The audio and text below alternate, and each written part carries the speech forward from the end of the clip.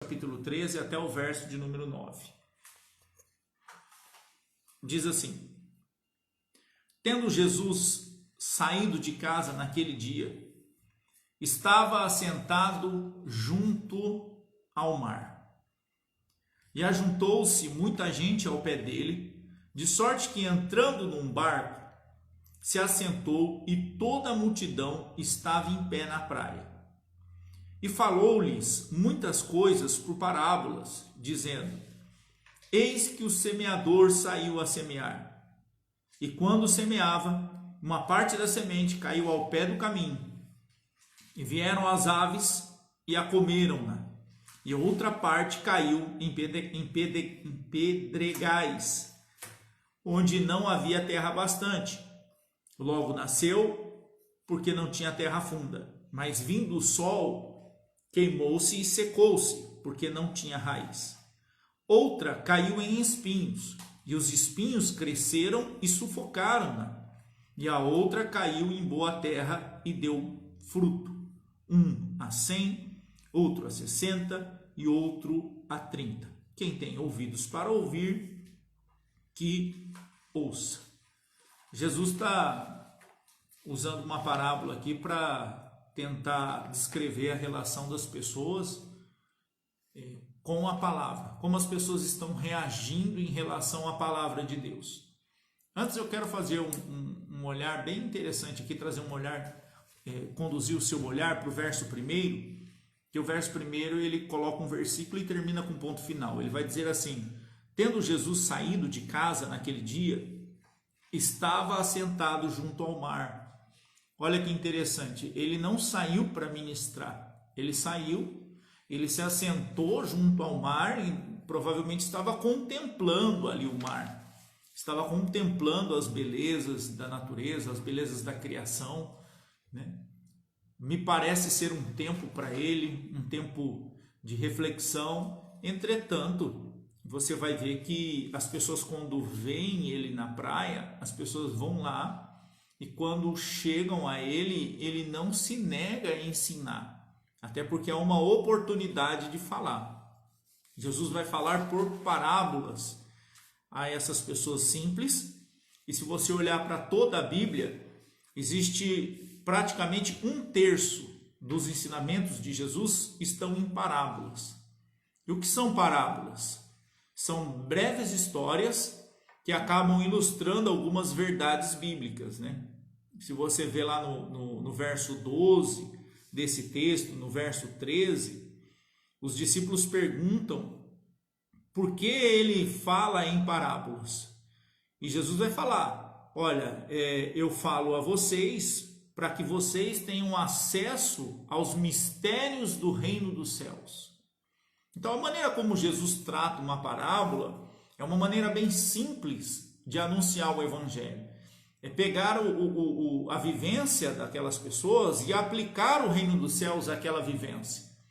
É uma maneira de você entrar de forma bem profunda e fazer com que as pessoas te entendam. Então Jesus fez isso, ele falava por parábolas para que as pessoas a entendessem. Então ele fala de parábolas sobre pesca com pescadores, ele fala de parábolas de festas com as pessoas do dia a dia, ele usa parábolas de semente, vai usando várias parábolas.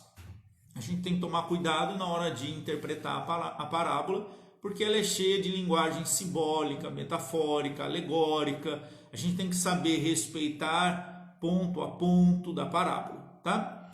E Jesus também vai fazer um alerta quando ele diz assim: a vocês é dado saber o mistério dos céus. Mas eu também falo por parábola, e aí ele vai dizer lá no verso 13, porque tem um determinado nível de pessoas, ou tipo de pessoas, que ao ouvir não entendem, ao ver não veem, não compreendem. Está lá no verso 13. Por isso falo por parábolas, porque eles vendo não veem, ouvindo não ouvem e nem compreendem. Jesus está falando de um grupo, né, de um determinado grupo ou das facções judaicas que olhavam esses ensinamentos de modo simplista. É diferente um ensinamento simples e um ensinamento simplista ou simplório, tá? O ensinamento simples, ele é utilizado baseando uma flexibilização do conteúdo. Então você vai pegar um conteúdo muito complicado e vai transformar ele em algo muito simples, aplicado ao dia a dia. Isso é ser simples, tá? O evangelho vai fazendo isso. Agora, ser simplista ou simplório é algo denotativo de desaprovação. Então, quando os fariseus olhavam o ensinamento de Jesus, eles não entendiam, eles viam, mas não viam. Eles ouviam, mas não entendiam, eles não compreendiam. Então, Jesus falava por parábolas justamente por essa questão. Por quê? Porque os fariseus, eles eram cheios de verdades absolutas. E toda vez que você é cheio de verdade absoluta, agora trazendo para nós, você não se permite conhecer coisas. Quando você está dotado de uma verdade e você a tem como absoluta, você não permite ouvir outras coisas, ouvir outras opiniões, ouvir outras determinações. Para você o que importa é isso. Os fariseus estavam assim, cheios de verdades absolutas, cheios das suas verdades, e quando Jesus falava por parábola de forma simples, os simples entendiam, mas eles, por se acharem melhores, entendiam aqueles ensinamentos de forma simplista ou simplória, com desprezo. Eles não davam crédito àquilo, né? E Jesus vai citar justamente essa condição deles no verso 14. E neles se cumpre a profecia de Isaías, que diz: ouvindo, ouvireis, mas não compreendereis, e vendo, vireis, mas não percebereis. Porque o coração destes, ou deste povo, está endurecido, e ouviu o meu grado com seus ouvidos, e fechou seus olhos, para que não vejam com os olhos, ouçam com os ouvidos, e compreenda com o coração, e se converta, e eu o cure. Então Jesus está falando sim dessa classe, essa relação da palavra com a pessoa, a maneira como você olha, a maneira como você dá crédito aos ensinamentos, a maneira como você interage com a semente, a maneira como você interage com as condições bíblicas, né? Nós costumamos separar o homem em biopsicossocial, cultural e espiritual.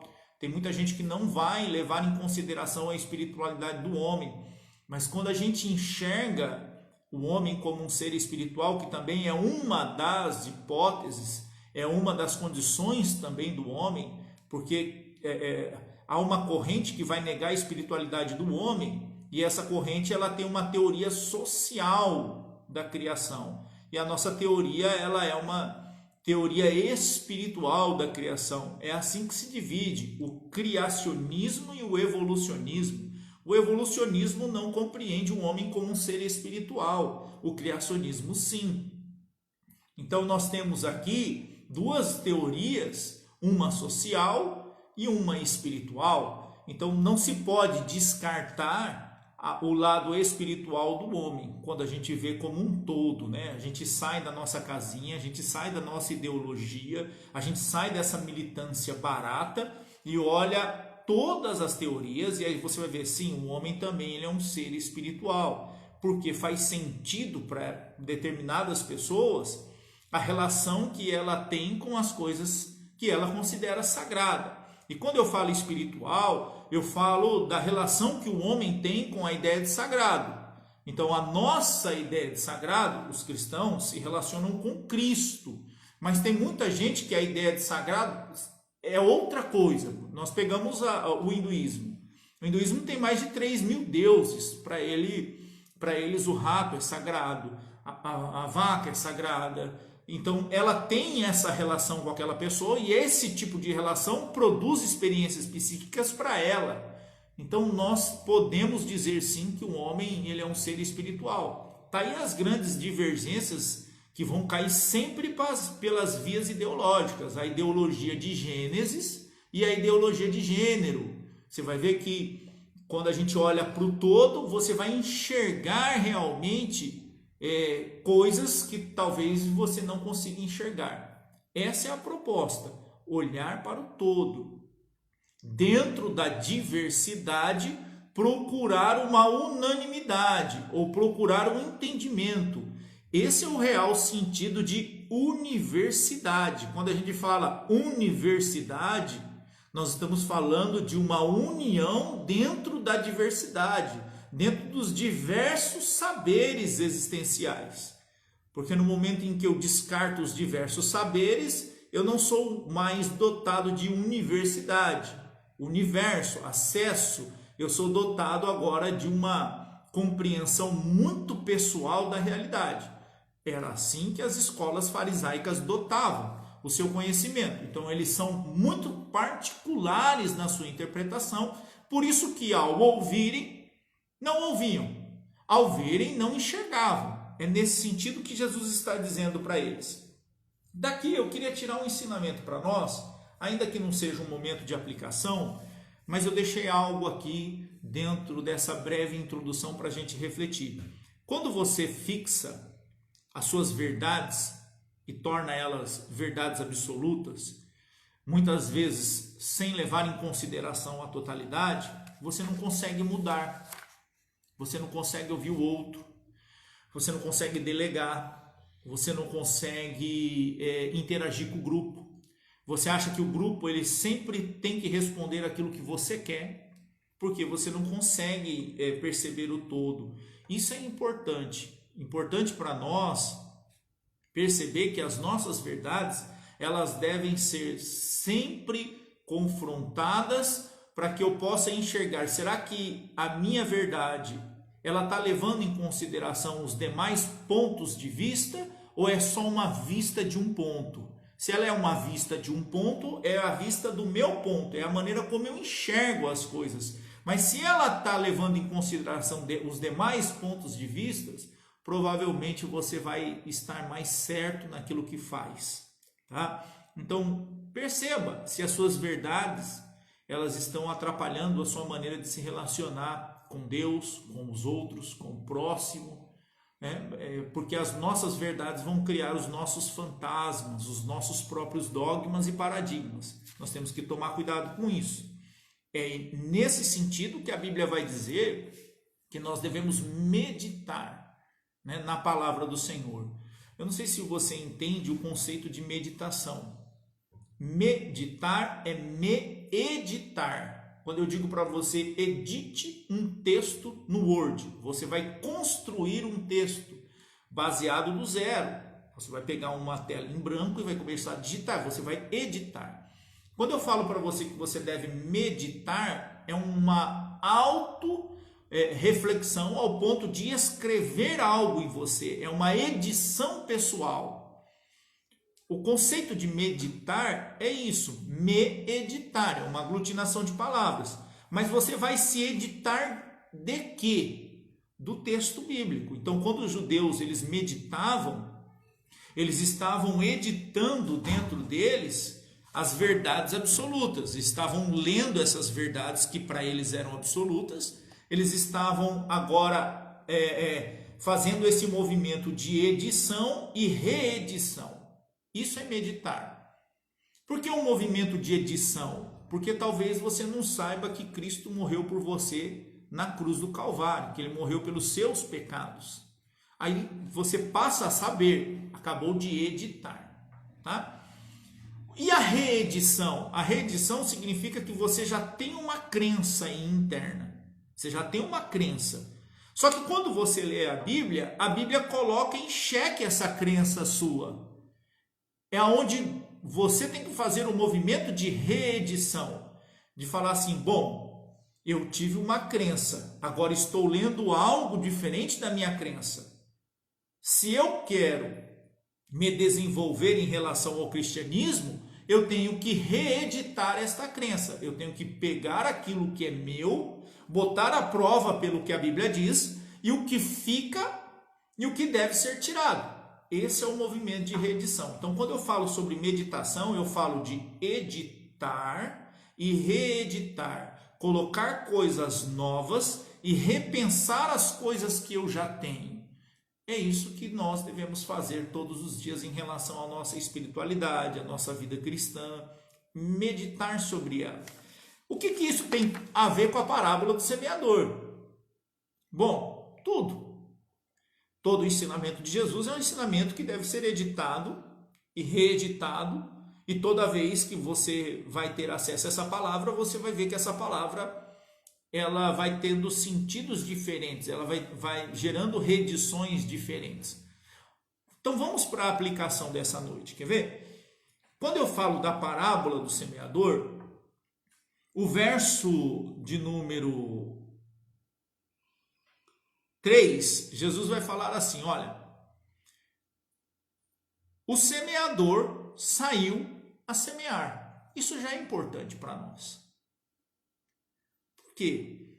Porque você vai ver que o semeador é Deus.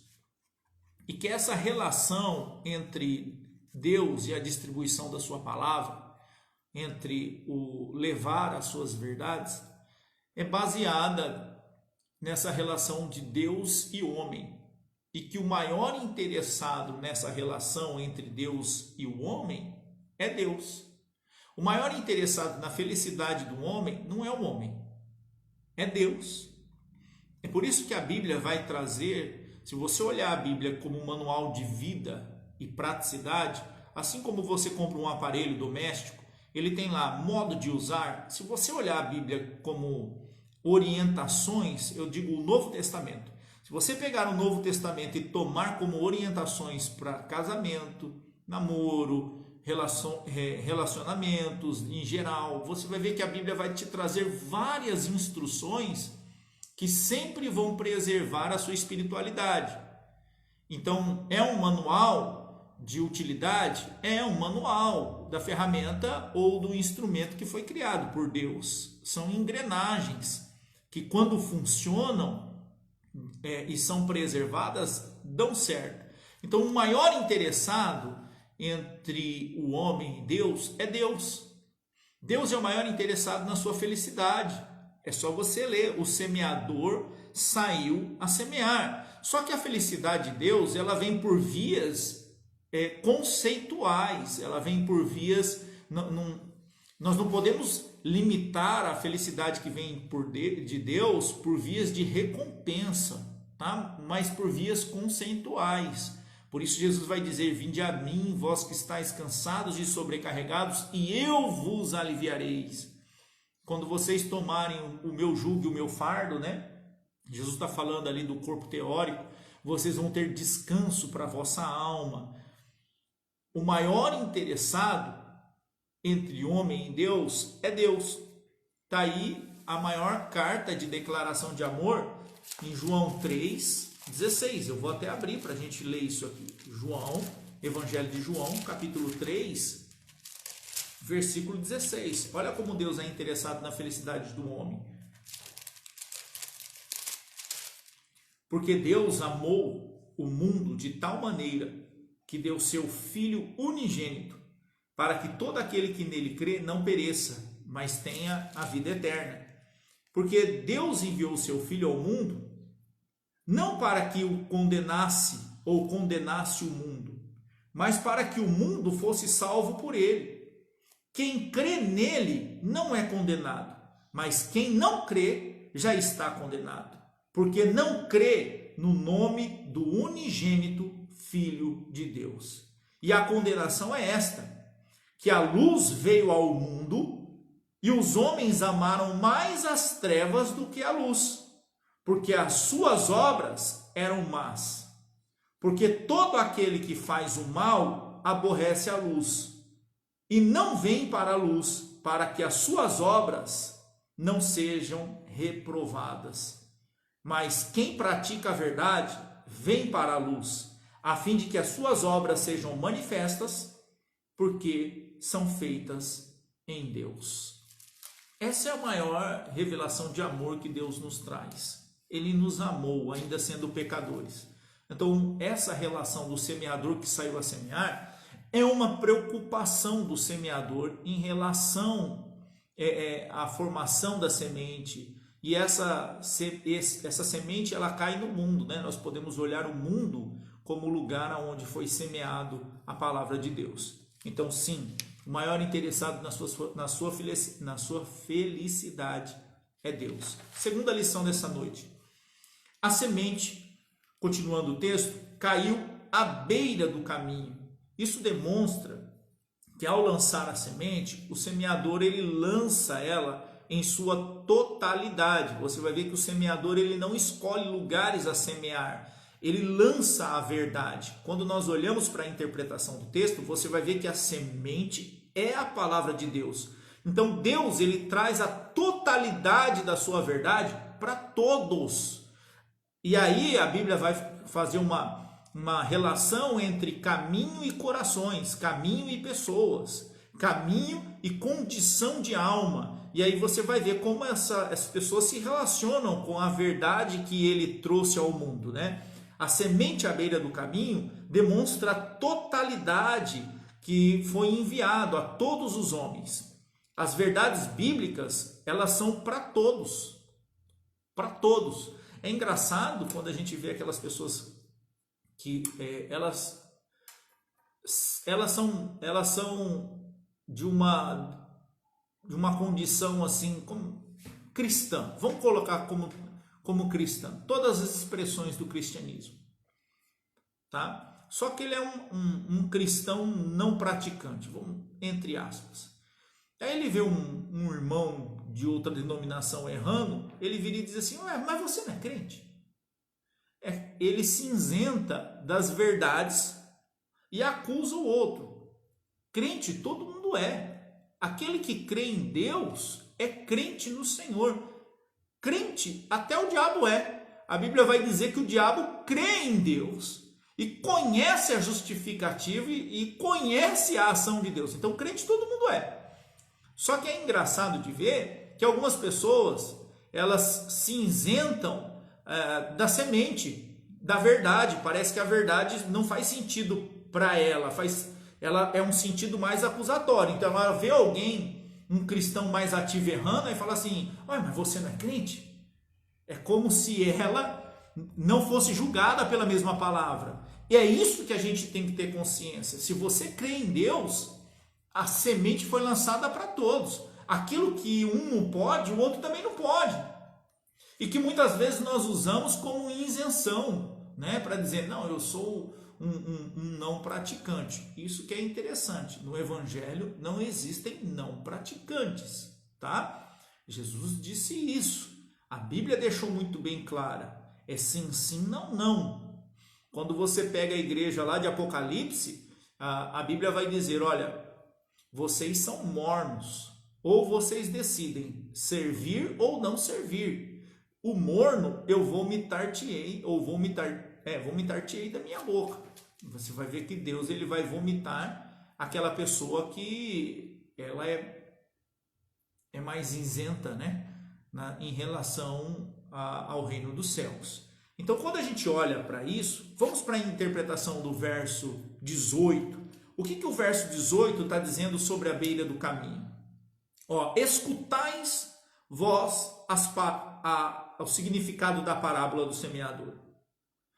Ouvindo alguém a palavra do reino e não entendendo, vem o maligno e arrebata o que foi semeado no seu coração.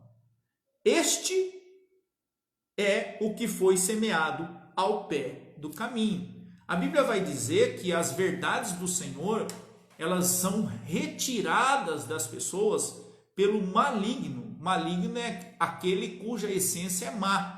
A Bíblia está falando das aves dos céus, né?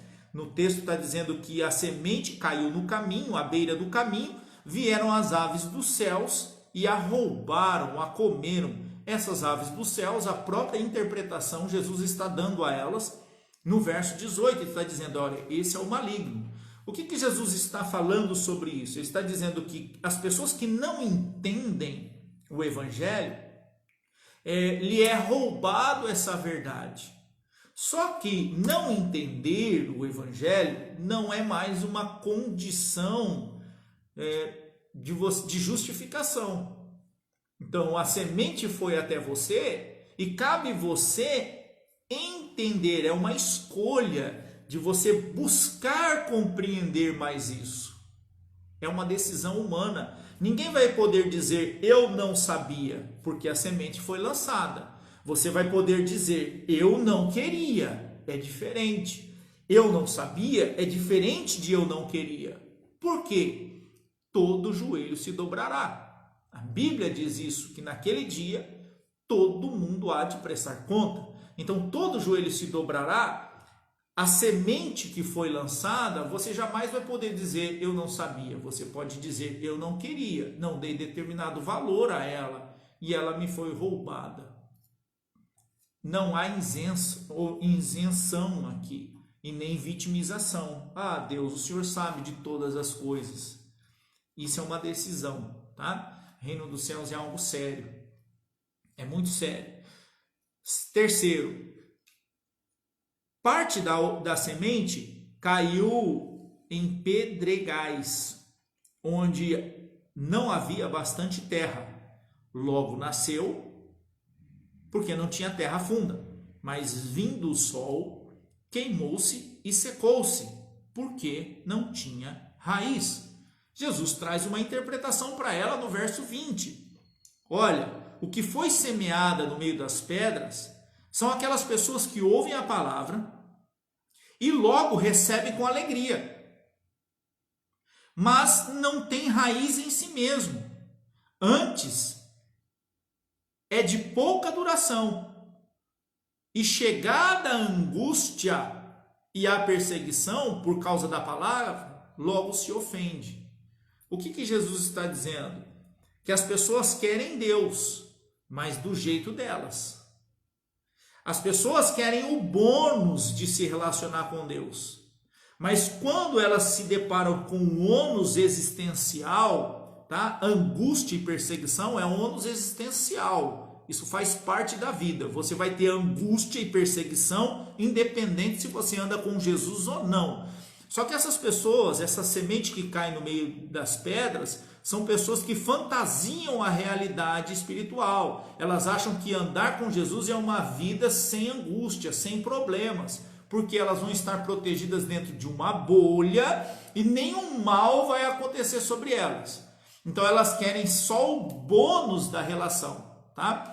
Quando elas são feridas pelo ônus, que são angústias e perseguições que elas já têm na vida antes de aceitar Jesus como Senhor e Salvador, elas começam a rejeitar os ensinamentos. Por quê?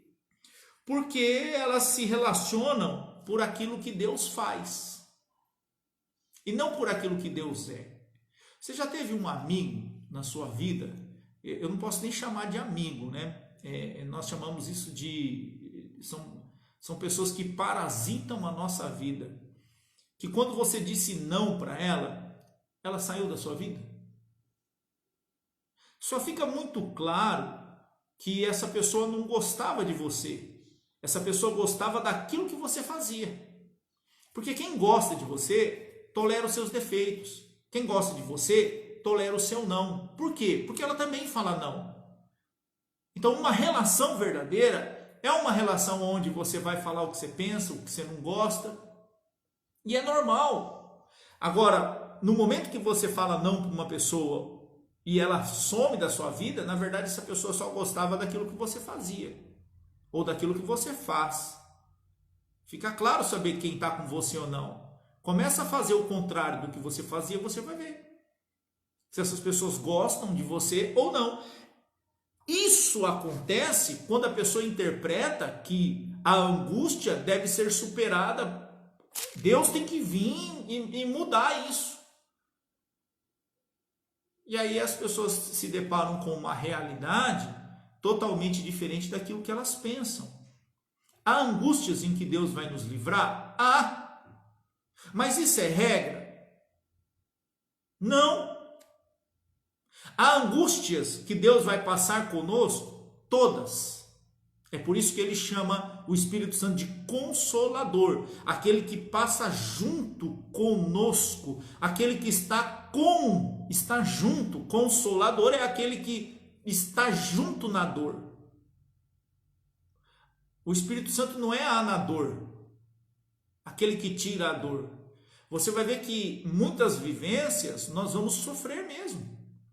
E o Espírito Santo vai nos consolar dessas angústias, porque faz parte da existência.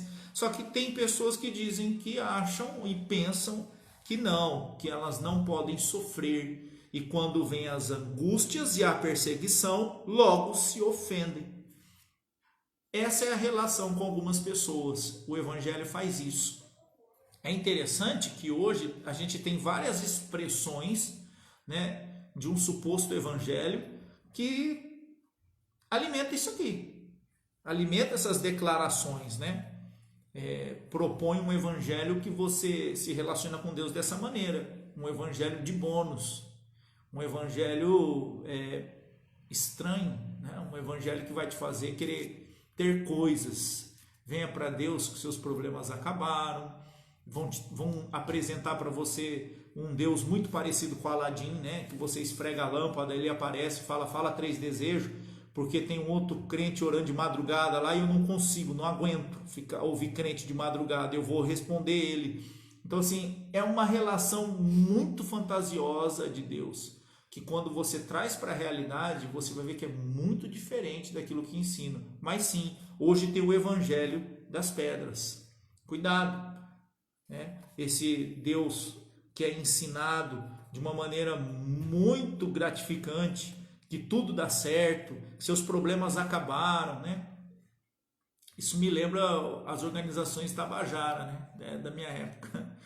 Seus problemas acabaram. E tem o evangelho das pedras, né? A gente vai ver isso hoje. Então, cuidado. Como que eu supero as raízes? Como que eu supero? Eu sou uma pessoa assim. Eu, quando ouço algumas verdades ou algumas angústias batem na minha porta, eu quero abandonar tudo. Como que eu faço? Crie raízes. Crie raízes profundas, porque as angústias não vão te matar. Como que eu crio raiz? Se relacionando com Deus, conhecendo os seus caminhos, entendendo que tem coisas que Ele vai fazer, tem coisas que Ele não vai fazer, que isso não interfere na sua fé, porque fé está baseado numa relação de eternidade. Tá? A fé, quando ela nasce, ela se liga à eternidade, ela aponta para Deus e não para as coisas da terra. Isso é importante. 4. Verso de número 7. E outra parte da semente caiu entre espinhos, e os espinhos cresceram e sufocaram. Jesus vai falar lá no verso 22 a interpretação. O que foi semeado entre espinhos é o que ouve a palavra, mas os cuidados deste mundo e a sedução das riquezas sufocam a palavra e fica infrutífera. Isso é importante. Tem pessoas que, quando recebem a palavra, estão nessa condição dos espinhos. O que é isso? São pessoas que não estão dispostas a trabalhar em si mesmas os seus próprios valores. Você vai ver que elas não conseguem dar frutos. Por quê? Porque elas são facilmente seduzidas pelos prazeres do mundo e pelas riquezas.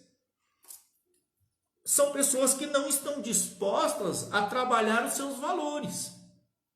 Aquilo que está em mim, aquilo que precisa ser abdicado, aquilo que precisa ser deixado de lado, para que eu possa ter uma relação mais limpa e mais clara com Deus e com a própria sociedade, com a minha própria esposa, com meus filhos. Por isso Jesus vai falar sobre o tesouro do céu. Tem uma parábola que ele vai falar assim: olha, aonde está teu tesouro? Porque aonde está o teu tesouro, é aí que vai estar o teu coração. Se o teu tesouro está ligado às coisas da terra, você só vai lutar pelas coisas da terra, você vai procurar as coisas da terra. Mas se o teu tesouro está ligado nos céus, você vai buscar as coisas espirituais. Aonde está o teu tesouro, aí estará também o teu coração. É isso aqui. É a semente que cai entre espinhos. É uma semente que faz com que as pessoas, elas querem um evangelho assim. Bom, eu entendi o evangelho, mas isso aqui para mim não serve. Isso aqui eu não concordo. Até aqui, para mim, o evangelho é legal. Ó, essa palavra aqui que ele disse que eu tenho que perdoar, para mim, eu não quero não.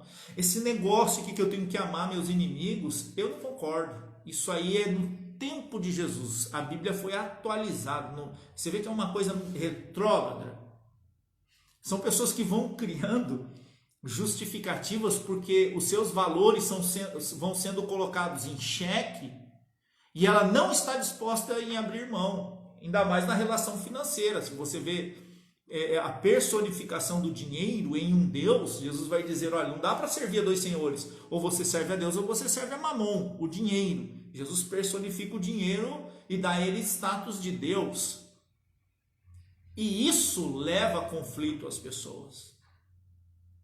Leva a conflito, tanto as pessoas que frequentam as igrejas, como alguns líderes também que se perdem em relação a isso. Mas esse não é o meu foco. O meu foco é esse. Até onde você está disposto a negociar os seus valores? Isso tem a ver com prioridades.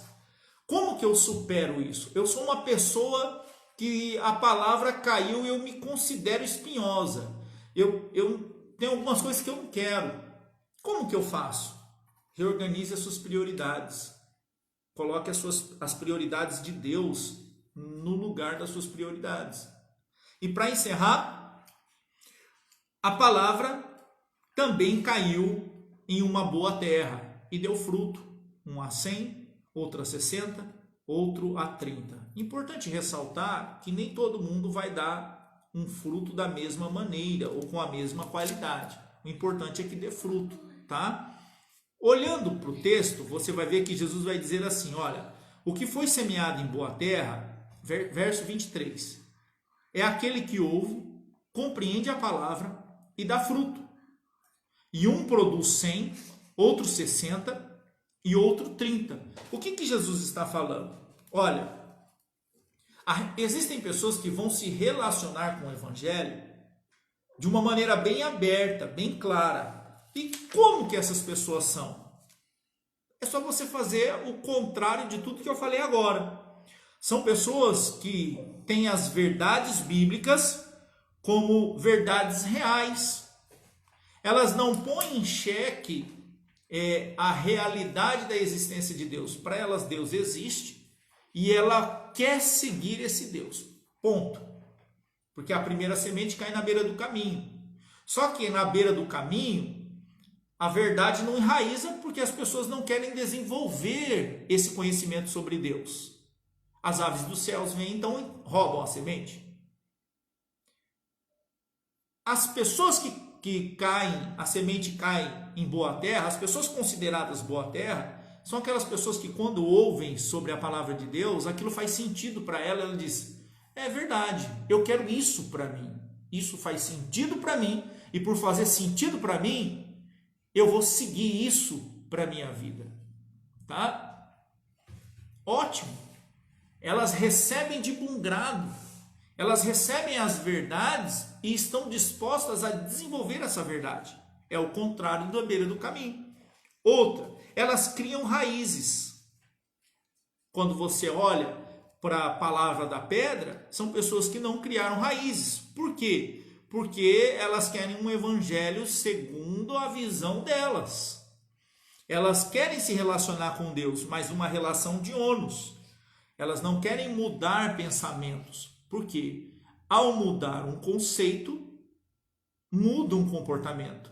Se você aprofunda raízes, haverá uma mudança comportamental. Só que essas pessoas não querem. Elas não querem se aprofundar. Elas não querem se relacionar com um Deus de uma maneira mais profunda. Aqueles que receberam em boa terra são pessoas que criaram raízes. São pessoas que receberam o evangelho de bom grado e disseram: isso faz sentido para mim, e tudo bem, porque tem muita gente que diz que não faz sentido para ela, e tudo bem também, tá? Até Deus respeita a posição do ser humano, isso é livre-arbítrio. Receberam o evangelho de bom grado, criaram raízes, porque não ficaram só ouvindo o que os outros falavam, estavam interessadas em conhecer o reino de Deus, procuraram desenvolver. E o terceiro, reorientaram prioridades. Ao reorientar prioridades, elas estão dispostas agora a rever os seus próprios valores. E quando você passa por isso, você começa a produzir frutos no reino de Deus. Olha que legal. Recebe o evangelho de bom grado, cria raízes, muda pensamento e reorienta prioridades, comportamento. É assim que nós mudamos como ser humano em todos os aspectos. Uma mudança de uma pessoa, ela tem que passar, primeiro, por uma aceitação de uma verdade, de algo. Depois, ela tem que mudar a maneira dela perceber aquilo. E depois, ao mudar a maneira de pensar, nasce um novo comportamento. Isso é nascer de novo. É isso que a parábola do semeador está propondo para nós. Essa é a parábola que eu queria deixar para vocês. Será que nós estamos dando fruto? Já se fez essa pergunta? Quantos frutos nós estamos gerando? Ou que frutos nós estamos gerando? O que tem em mim que precisa ser ainda modulado ou reformado? O que tem em mim que precisa ser mudado? Qual valor que eu não abri mão? Que prioridade eu preciso refazer na minha vida para que eu possa crescer mais? Essa é a relação da parábola do semeador. É a verdade que cai em corações diferentes e a maneira como esses corações reagem com a verdade. Tá bom? Então, que Deus possa te abençoar.